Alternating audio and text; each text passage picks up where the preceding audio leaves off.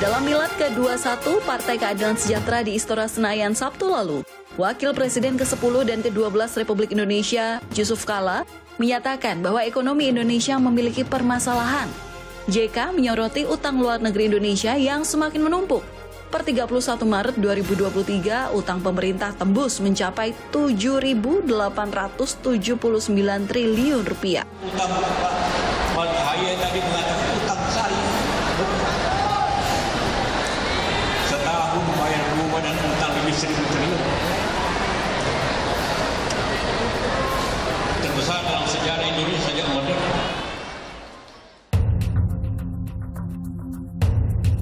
Nilai 1.000 triliun rupiah ini memang terdengar sangat fantastis. Berdasarkan data rasio utang terhadap produk domestik bruto per 2023, nilai utang Indonesia mencapai 39,17%. Lebih kecil daripada batasan utang dalam Undang-Undang Nomor 17 Tahun 2003 tentang keuangan negara yang berada pada batas 60% PDB. Pemerataan ekonomi dan keadilan sosial akan tegak dan kokoh dengan pengelolaan anggaran yang tepat dan hati-hati. Pengendalian utang luar negeri memang mutlak harus dilakukan, hanya dengan satu alasan, yakni kesejahteraan dan kepentingan seluruh rakyat Indonesia.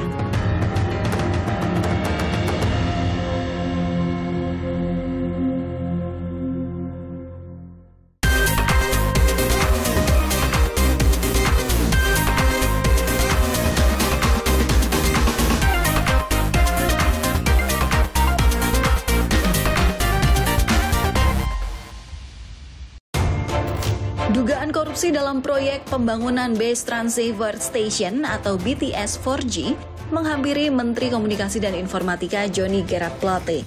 Penetapan tersangka sekaligus eksekusi penahanan terhadap Sekjen Partai Nasdem ini dilakukan bersamaan pada 17 Mei 2023. Kejaksaan Agung menyatakan telah memiliki cukup bukti untuk menetapkan Johnny Plate sebagai tersangka.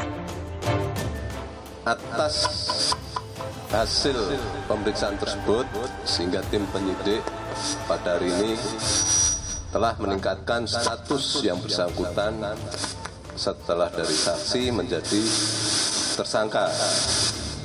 Dan selanjutnya terhadap yang bersangkutan kita lakukan tindakan penahanan untuk 20 hari ke depan di Rutan Salemba, Cabang Kejaksaan Agung. Proyek pembangunan menara pemancar internet cepat 4G Kementerian Kominfo ditujukan untuk mempercepat koneksi internet di daerah terdepan, terluar, dan tertinggal atau 3T.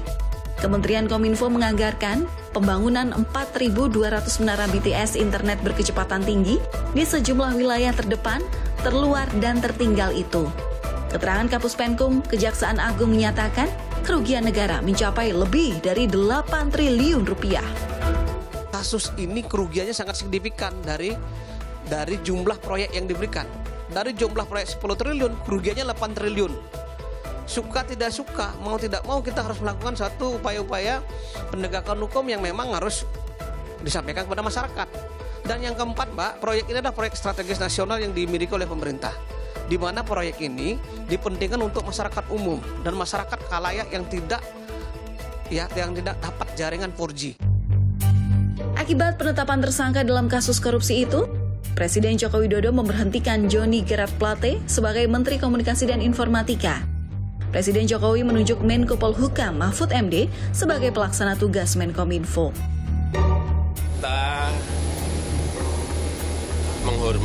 Kita harus menghormati proses hukum yang ada. Pak, ini intervensi politik bagaimana Pak menanggapinya, Pak?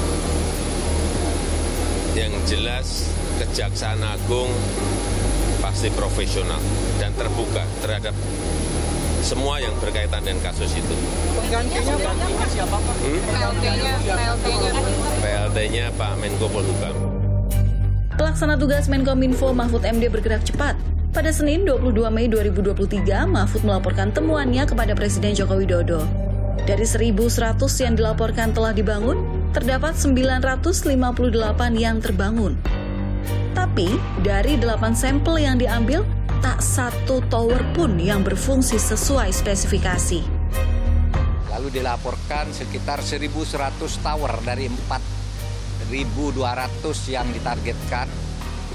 Itu 1.100 tower dilaporkan jadi sesudah diperiksa melalui satelit yang ada itu 958.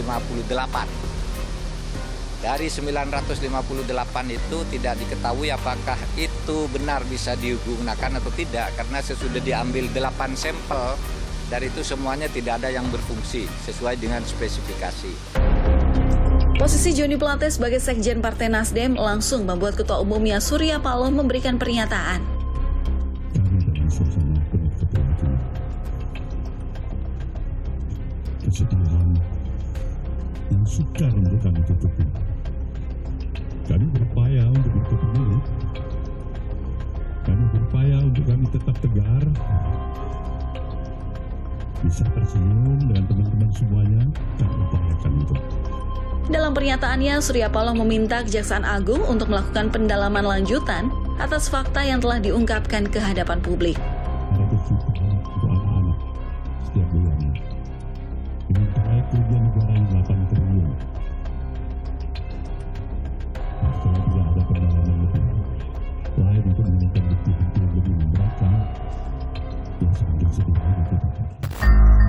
Dalam Milad Partai Keadilan Sejahtera di Yogyakarta 18 Mei 2023, Anies memberikan pernyataan bahwa penetapan status Plate sebagai tersangka korupsi tak mengganggu koalisi pendukungnya.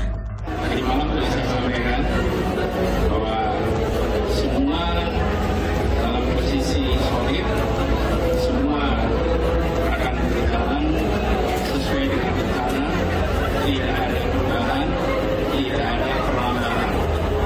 Jadi koalisinya pun solid dan Partai Nasdem pun tadi malam kita bertemu, Partai Nasdem semangatnya makin besar. Dalam sebuah diskusi publik di Universitas Muhammadiyah Jakarta 17 Mei 2023, Ketua DPP Partai Nasdem Willy Aditya menyinggung adanya politisi aparat dalam penegakan hukum. Perang terhadap korupsi dan politisasi aparat penegak hukum. Hari ini semua diinjak. Hari ini semua diintimidasi. Hari ini aparat penegak hukum semena-mena melakukan politisasi hukum. Resah nggak kita? Nggak ada, Pak. Semena-mena aja ini. Mau tangkap si A, tangkap si B, tangkap si C. Berbeda dengan rekan partainya, Bendahara Umum Partai Nasdem, Syahroni, menyatakan penetapan Plate tak terkait dengan politik. Penetapan tersangka terhadap Joni Plate sudah melalui penyelidikan beberapa bulan sebelumnya. Saya rasa ini bukan terkait politis, tapi memang latar belakang hukum yang berlaku kepada Joni Plate sudah ditetapkan. Jadi bukan berarti seonyong-onyong itu muncul jadi tersangka. Kan ada proses yang sudah dilalui beberapa bulan. Dalam keterangan pers selanjutnya, PLT Menkominfo Mahfud MD mengatakan kabar adanya aliran dana yang mengalir ke parpol masih sebatas gosip politik. Ya, terima kasih. Saya juga dapat berita itu dengan nama-namanya gitu, tapi saya anggap itu gosip politik. Ya, gosip politik. Kita bekerja dengan hukum saja. Saya juga sudah lapor tentang itu ke Presiden, Pak. Saya tidak akan masuk ke soal ini.